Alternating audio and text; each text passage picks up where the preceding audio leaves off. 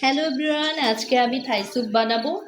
খুব সহজেই Thai soup এভাবে বানিয়ে নিতে পারেন। খুব সিম্পল একটি রেসিপি। দেখুন, এখানে চিকেন নিয়েছি এভাবে ছোট করে কেটে, তারপর চিংড়ি মাছ নিয়েছি, গাজর নিয়েছি, মরিচি গুঁড়া নিয়েছি 1 চা চামচ পরিমাণ, হাফ কাপ পরিমাণ টমেটো কেচাপ নিয়েছি, লেমন গ্রাস নিয়েছি কিছুটা, 3টা ডিমের কুসুম, আর ক্ল্যাঙ্গার আদা যেটা সেটা নিয়েছি 4-5 টুকরা, আর সুইট কর্ন যেটা সেটা নিয়েছি। সব কিছু দিয়ে খুব ভালোভাবে একটু মেখে নেব।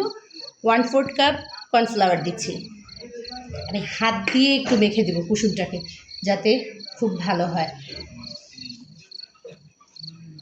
1 লিটার পরিমাণ পানি দিয়ে দিচ্ছি। 2 লিটার পানি দেবো এখানে। সব কিছু ভালোভাবে মেখে চুলায় 20 মিনিট রান্না করব। 1 চা চামচ পরিমাণ চিনি দিচ্ছি স্বাদের জন্য, আর টেস্টের জন্য লবণ, স্বাদ অনুযায়ী লবণ দিচ্ছি। সব কিছু দিয়ে খুব ভালোভাবে মিক্স করে নেব। এখানে আর একটু বলে নিই, আমি এখানে 300 গ্রাম চিকেন দিয়েছি ছোট করে। এখানে 6 থেকে 7 বাটি স্যুপ হবে। এখন আমরা স্যুপটাকে রান্না করতে চলে যাব। দেখুন ভিউজ, স্যুপ রেডি হয়ে গেছে। খুবই সুন্দর একটি ন্যাচারাল স্যুপ হয়েছে।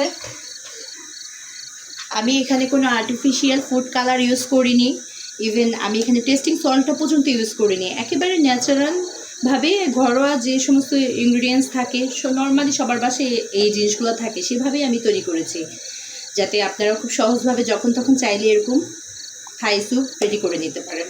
দেখুন কতটা সুন্দর ইয়াম্মি স্যুপ হয়েছে।